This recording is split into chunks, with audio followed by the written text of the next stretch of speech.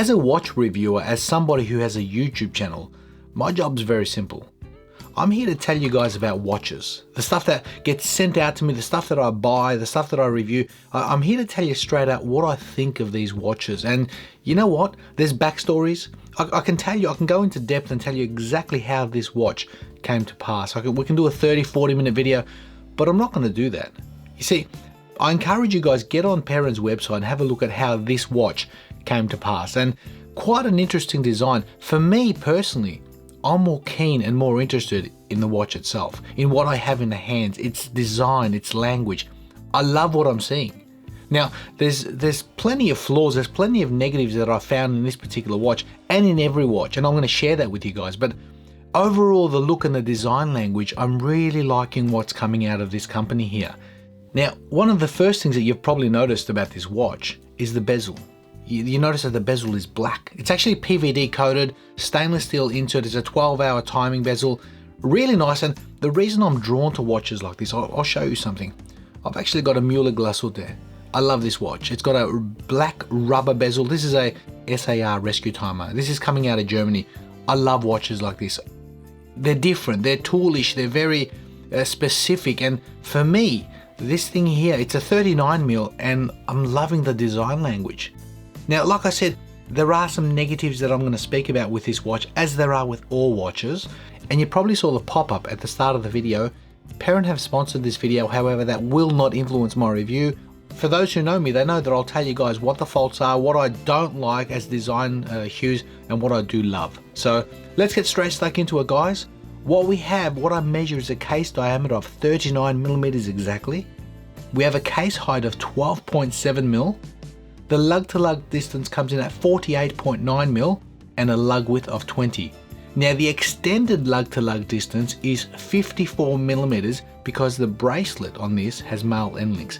And that's one of the design flaws or hues that I actually like. I actually like the fact that it's so long, up and down.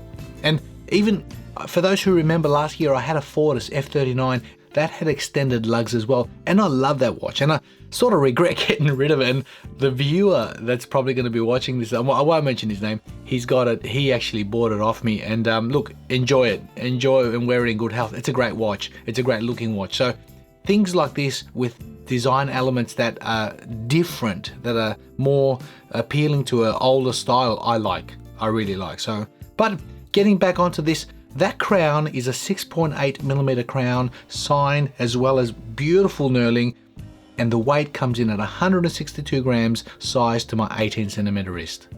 Now, this is where the design language of this watch comes into play, and I love what I'm seeing here. You see, I did explain that you've got a very long lug-to-lug of 48.9, but an extended lug-to-lug with those male end links. And even on my wrist, I've got an 18 centimeter wrist, 60 millimeters width, and it sits beautifully. There's no issue whatsoever. In fact, there's a couple of words that I got for this watch. When I first unboxed it and opened up the packaging, there's a couple of words that came to mind, and I'm going to share those words. Those words are petite, delicate, finesse, refined, soothing, and also hypnotic. And the reason I say hypnotic is because if you notice that seconds hand, it's very extended, it's very long. The fact that the watch features a Sellita SW200, that smooth sweep is almost hypnotic, especially against the contrast of that dark teal or dark blue dial. It is stunning. So visually, I'm really enjoying what I'm seeing on this watch. But as I said, there are some mismatch or flaws, and I'm going to share those with you guys. And one of them is this. If you look at the watch, although it comes in at 12.7 millimeters in height, it's actually got a beautifully slender profile. That side is lovely, and the majority is hidden under here. So all you see on top of the wrist is a really nice profile. So I like what they've done with that. It really does work. So that's a big plus. But looking at the bead blasted finish on that case, I'm enjoying the finish, the matte, but then I get to the bracelet. And then I've got a sheen or a satin finish, satin brushed on the top and high polished ends. And for me, that doesn't work. It really doesn't work. I mean, I love the design. I love the fact that it's actually long. I love that. I mean, looking at that, I love that extension. That looks great. But the only match that I can get from that satin finish brushing is that radial brushed bezel, the insert, the stainless steel bezel.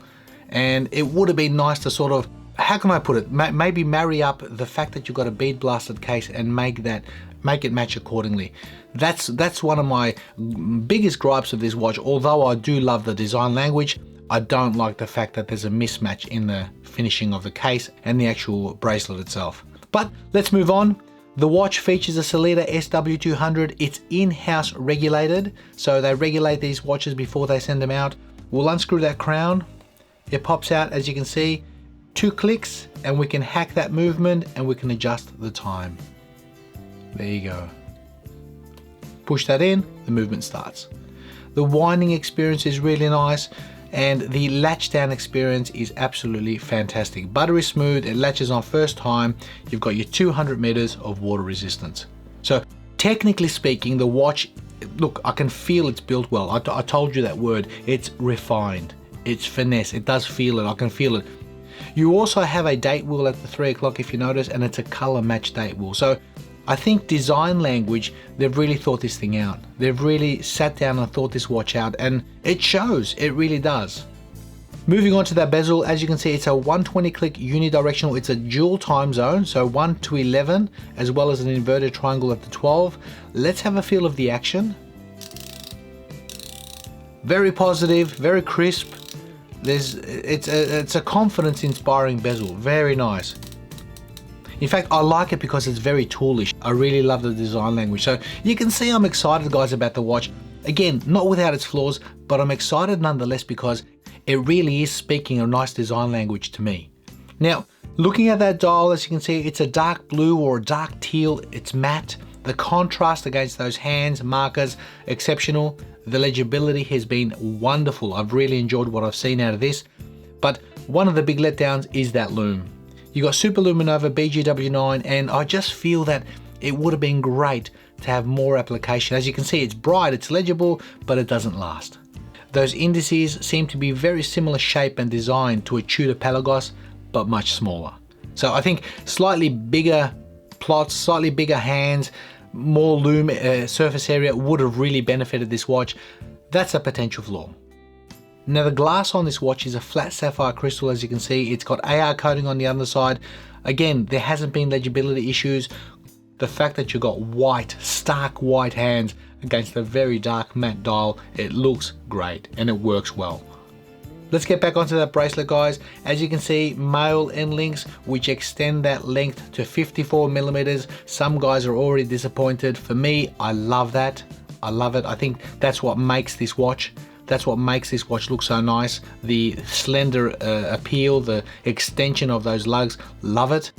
You've got satin brushing on the top, polished sides, push pins, a milled clasp, as you can see, standard pressed fold over, and a flip lock. And you've got obviously 3 micro adjustments. Even though the bracelet itself is a mismatch to the actual bead blasted, I must say the comfort is really nice. Now, in summing up, guys, what are the negatives and positives? And honestly, look, people are going to find those male end links negatives. I don't. I actually find them as a positive. The fact that there's a mismatch with the bead blasting and the satin finish, that is a definite mismatch. That is a flaw I don't like, and I would have really loved to see more continuity. That would have been great. There's only 3 micro adjustments on that clasp, so that could present a potential problem, although they do also supply the watch with a leather strap. So they've got their own leather strap, which I've tried it on. It's quite nice. It's a little bit on the firm side. It seems to be finished well, so it just needs a bit of breaking time. But I think the actual styling matches. It matches really nice. And last negative, not enough BGW9, not enough lume. That's a definite must for this watch. It would have been great. Not a deal breaker because the styling itself is lovely. It just would have been great to see the watch at night for a longer extended period. Now, going to the positives of this watch, guys, gee, the design, the style, the legibility, the contrast, the fact that it's got an in-house regulated Sellita, well done, really well done.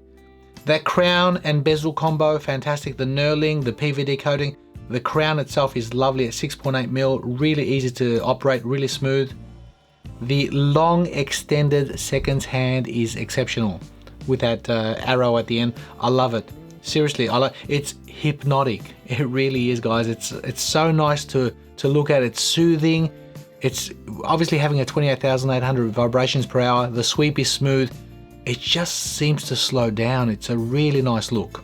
I'm really enjoying the look of the dial on this watch, so that's wonderful. And last positive is that bracelet, the fact that it's comfortable. The fact that it's stable and comfortable is great, although it is mismatched. But let me know your thoughts, guys. It's called the Peren NERA Rogue X. Love its design, love a lot of things about this, not without its flaws, but then again, no watches are. So let me know your thoughts. Thank you for watching, guys, and we'll see you all in the next video.